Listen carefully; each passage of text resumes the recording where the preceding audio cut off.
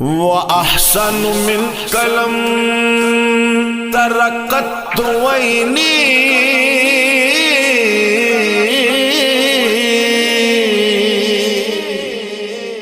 وأجمل من قلم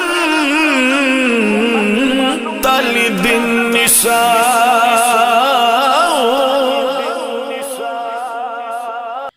بسمہ تعالی حامدا ومصلیا ومسلما اما بعد اعوذ باللہ من الشیطان الرجیم بسم اللہ الرحمن الرحیم یا ایہا الناس اعبدوا ربکم الذی خلقکم والذین من قبلکم لعلکم تتقون صدق اللہ مولانا العظیم۔ معزز حاضرین اور ناظرین، السلام علیکم ورحمۃ اللہ وبرکاتہ۔ پروفیسر قاری جمشید عزیز القادری چشتی ایک مرتبہ پھر اپنی ٹیم کے ساتھ آپ کی خدمت میں حاضر ہے، اس امید کے ساتھ کہ یقیناً آپ ہماری ان ویڈیوز کو دیکھتے ہیں اور لائک کرتے ہیں۔ اللہ تعالیٰ آپ کو اس کی جزا عطا فرمائے۔ جو سلسلہ تفسیر قرآن شروع کیا ہے، آج اس کی اگلی قسط کو لے کر چلتے ہیں۔ پچھلے 3 سلسلے، پہلے سلسلے کے اندر سورہ فاتحہ کا ذکر ہوا، اس کا تعارف ہوا۔ دوسرے سلسلہ کے اندر مومنین اور متقین کی صفات کا ذکر ہوا، اور تیسرے سلسلہ کے اندر کفار اور منافقین کا ذکر ہوا۔ آج ہم اس سے آگے چلتے ہیں، آیت نمبر 21 سے آیت نمبر 21 سے ہم آگے چلتے ہیں، جس کی میں نے تلاوت کی کہ اے لوگو اپنے رب کی عبادت کرو جس نے تمہیں پیدا کیا اور تم سے پہلے لوگوں کو بھی پیدا کیا تاکہ تم متقی اور پرہیزگار بن جاؤ۔ تھوڑا سا پس منظر کو ٹچ کرتے ہیں تو یاد رکھیے گا، سورہ بقرہ کی جو پہلی 3 آیات ہیں ان میں اللہ تعالیٰ نے مومنین اور متقین کا ذکر کیا ہے۔ اس کے بعد اگلی 2 آیات میں اللہ رب العزت نے کافروں کا ذکر کیا ہے، اور اگلی 13 آیات میں اللہ رب العزت نے منافقین کا ذکر کیا ہے۔ اس طرح 20 آیات کا یہ مختصر سا لب لباب اور خلاصہ آپ لوگوں کے گوش گزار کر دیا گیا۔ ابتدا میں آپ کو ایک بات یاد ہوگی کہ ہم نے کہا تھا کہ انسانیت کی جو تقسیم ہے یہ نہ تو لسان کی مد پہ ہے، نہ رنگ اور نسل سے ہے، نہ علاقہ اور مملکت سے ہے۔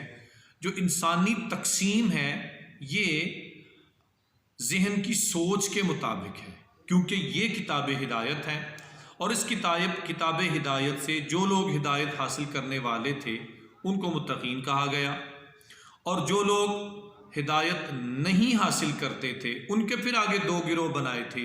ایک وہ جنہوں نے واضح طور پہ انکار کیا، ان کو کافر کہا گیا، اور ایک وہ جنہوں نے دنیاوی اغراض کے پیش نظر دین کو، اسلام کو، حق کی بات کو چھپائے رکھا، ان کو منافق کہا گیا۔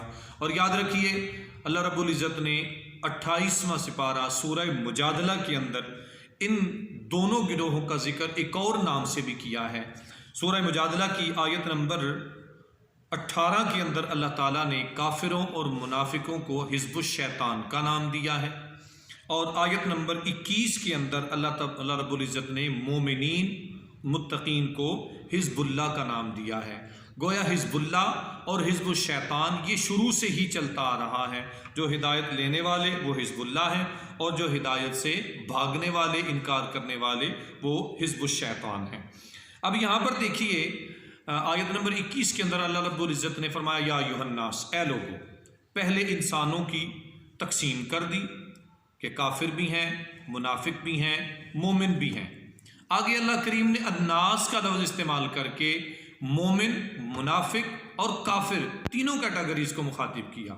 گویا آج موجودہ دور میں دنیا کا ہر انسان، کسی مذہب سے تعلق ہو، کسی لسان سے تعلق ہو، کسی علاقے سے تعلق ہو، اس کا کوئی امتیاز نہیں۔ فرمایا الناس، اے لوگو اعبدوا ربکم، اپنے رب کی عبادت کرو۔ اب سب سے یہاں پر دیکھیں رب کسے کہا جاتا ہے؟ رب اس ہستی کو کہا جاتا ہے جو کسی بھی چیز کو ابتدا سے انتہا تک آہستہ آہستہ پہنچا دے۔ جیسے انسان پیدا ہوتا ہے، چھوٹا سا ہوتا ہے، بتدریج اپنی منزل کی طرف بڑھتا بڑھتا موت کی آغوش میں چلا جاتا ہے۔ تو رب اس ہستی کو کہا جاتا ہے۔ آگے فرمایا اعبدوا، عبادت کرو۔ عبادت کا معنی کیا ہوتا ہے؟ تو آج عبادت کی پوری تعریف یاد رکھیے گا۔ روح البیان کے اندر علامہ حقی رحمۃ اللہ علیہ وہ اس کی تفسیر بیان کرتے ہیں۔ آپ فرماتے ہیں عبادت کا معنی ہے اپنی پوری طاقت مکمل فرما برداری میں صرف کرنا اور خوف و عظمت کے پیش نظر نافرمانی سے دور رہنا۔ اپنی طاقت کو فرما برداری میں خرچ کرنا اور نافرمانی سے دور رہنا، یہ عبادت کہلاتا ہے۔ تو فرمایا اے لوگو اپنے رب کی عبادت کرو۔ پھر ایک ذہن میں سوال آیا کہ کس رب کی عبادت کریں؟ ہم نے تو رب دیکھا ہی نہیں ہے، ہم نے تو رب دیکھا ہی نہیں ہے، تو ہم کس رب کی عبادت کریں؟ دنیا میں تو لاکھوں لوگ رب بنا کے بیٹھے ہوئے ہیں۔ تو اللہ تعالیٰ نے کتنا خوبصورت جملہ ارشاد فرمایا، فرمایا لوگو اس رب کی عبادت کرنا جس نے تمہیں پیدا کیا ہے۔ اور یقینی بات ہے میرے رب کے علاوہ اور کس کا یہ خاصہ ہو سکتا ہے کسی کو پیدا کر سکے؟ اور صرف یہ نہیں تمہیں پیدا کیا، فرمایا تم سے پہلے لوگوں کو بھی جس رب نے پیدا کیا ہے نا، اس رب کی عبادت کرنا۔ پھر آگے یا اللہ تمہاری اور کیا شان ہے، اور کیا شانیں ہیں؟ تو اللہ کریم ارشاد فرماتا ہے یاد رکھو تمہارا رب وہ ہے، عبادت اس رب کی کرنی ہے جس نے تمہیں پیدا کیا، تم سے پہلے لوگوں کو پیدا کیا۔